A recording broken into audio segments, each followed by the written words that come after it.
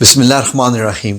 ناظرین، مدینہ المنورہ مسجد نبوی میں جب ریاض الجنہ میں عبادت کرنے کے بعد آپ کو وقت دیا جاتا ہے اور بتایا جاتا ہے کہ چلیں آپ باہر چلیں اور زیارت کرتے ہوئے جائیں کس کی؟ روضہ رسول صلی اللہ علیہ وآلہ وسلم کی، تو یہ جو وقت آپ کی زندگی کا ہوتا ہے یہ سب سے قیمتی گھڑیاں ہوتی ہیں۔ ابھی آپ نے ریاض الجنہ میں نوافل ادا کیے ہوتے ہیں اور ساتھ ہی جب وہ کہتے ہیں کہ چلیں جی کیونکہ اور لوگوں نے آنا ہوتا ہے، تو ناظرین یہ وقت بڑا خوبصورت ہوتا ہے۔ ابھی جو ہم آپ کو یہ لمحات دکھا رہے ہیں یہ وہی لمحات ہیں جو کہ ہر کسی کی زندگی میں آتے ہی ہیں جو بھی مدینہ منورہ جاتا ہے۔ مردوں کے ساتھ بھی ایسے کیا جاتا ہے اور خواتین کو بھی ایسے ہی سلام کرنے کے لیے اسی راستے سے گزارا جاتا ہے۔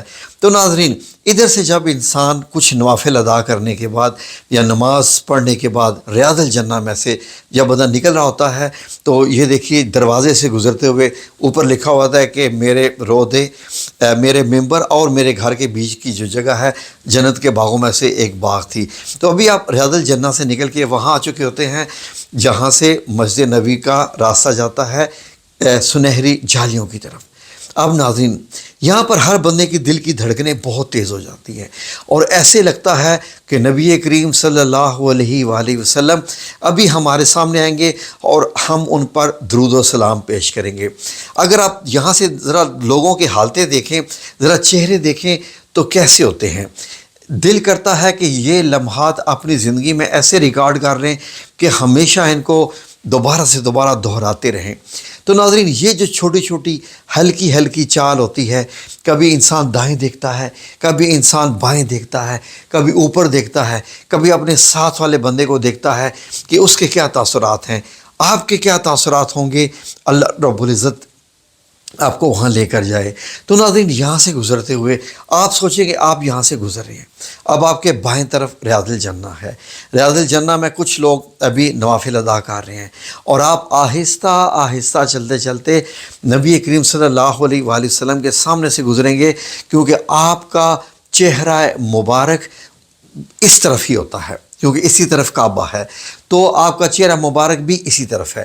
تو اب جب آپ کی کنڈیشن دیکھیے گزرتے گزرتے ناظرین، جب آپ اس مقام سے گزرے ہوتے ہیں کہ آپ یہ جو آپ کے بائیں طرف پلر شروع ہو گیا ہے ناظرین، یہ دیکھیے یہ پلر ہے سبز گنبد کا۔ جن پلرز کے اوپر، جن ستونوں کے اوپر سبز گنبد کھڑا ہے، یہ کونے والا پلر ان میں سے ایک ہے۔ چاروں طرف بڑے بڑے ہیں اور بیچ میں چھوٹے چھوٹے گول ہیں۔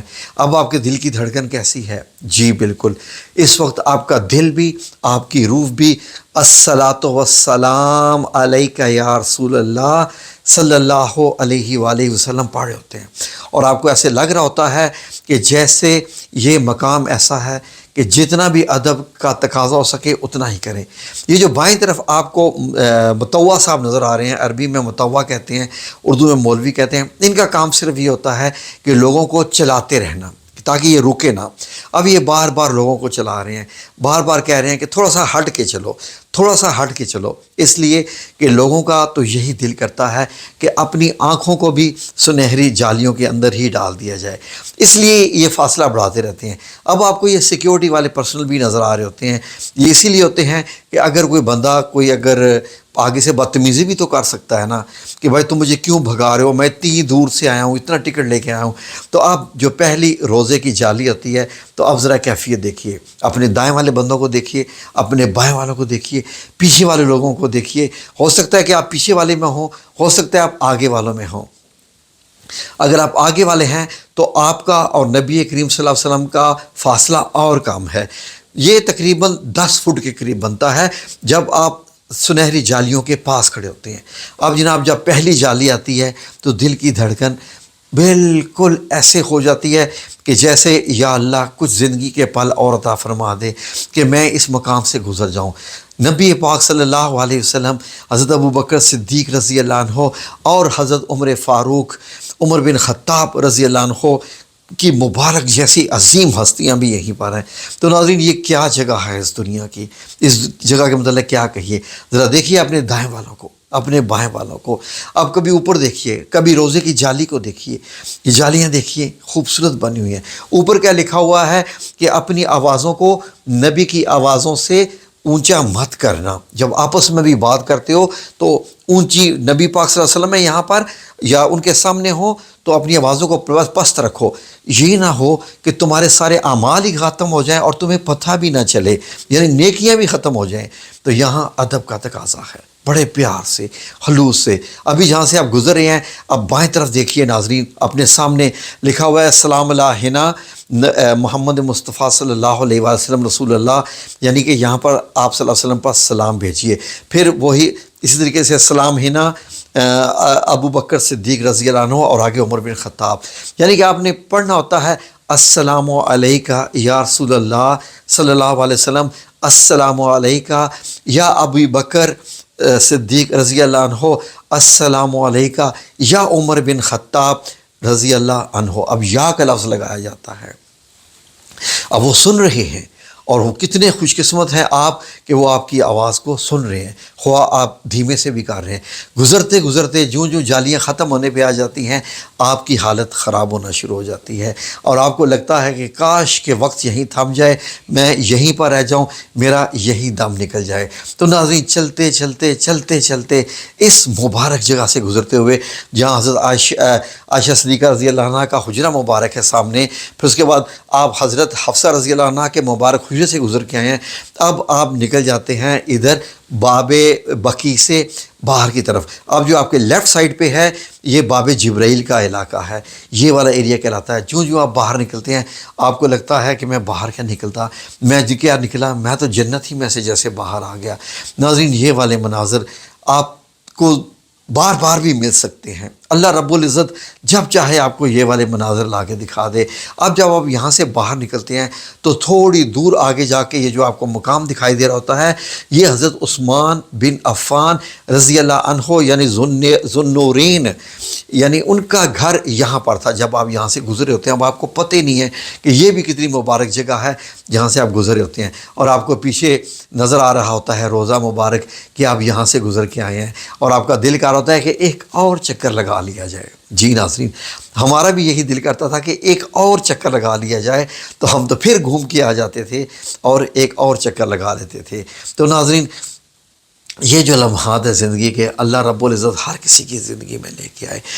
ادھر آپ گزر کے آئے ہوں سنہری جالیوں کے سامنے سے روضہ مبارک نظر آ رہا ہو اور پھر آپ کے سامنے یہ منظر اور یہ وہ جگہ، یہی تو وہ جگہ ہے جہاں پر حضرت جبرائیل علیہ السلام آیات لے کے نازل ہوتے تھے. یہی تو وہ جگہ ہے جہاں سارے صحابہ کرام، حضرت علی کرم اللہ وجہہ، مولا کریم علی اور اس کے بعد کتنے کتنے صحابہ کرام جن کے بھی نام لیتے ہوئے بھی ڈر لگتا ہے. ناظرین یہی تو وہ جگہ ہے ساری، یہ وہی جگہ ہے، آج بھی یہ وہی جگہ ہے. اپنے دل میں تمام مقام یاد رکھیے تو آپ کا دل ایسے دھڑکے گا کہ آپ کو معلوم ہوگا کہ یار میں اتنا خوش قسمت کہ مجھے اللہ یہاں لے کے آ گیا.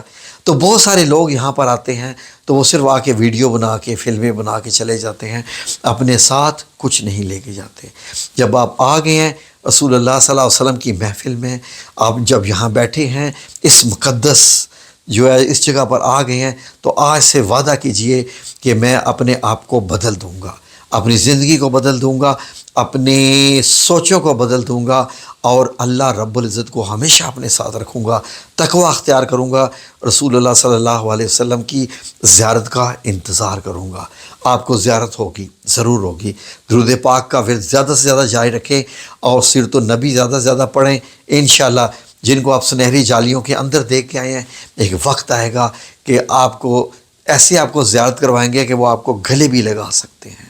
جی ناظرین میں کوئی ایسی باتیں نہیں کر رہا جو نہیں ہوئی، وہ ہوئی باتیں میں کر رہا ہوں. آپ کو گلے بھی لگا سکتے ہیں، آپ کی باتیں بھی سن سکتے ہیں، آپ کو مسکرا کے بھی دیکھ سکتے ہیں. جی مسکرا کر بھی. اللہم صلی علی محمد اللهم صل على محمد وعلى آل محمد كما صليت على إبراهيم وعلى آل إبراهيم إنك حميد مجيد. اللهم بارك على محمد وعلى آل محمد كما باركت على إبراهيم وعلى آل إبراهيم إنك حميد مجيد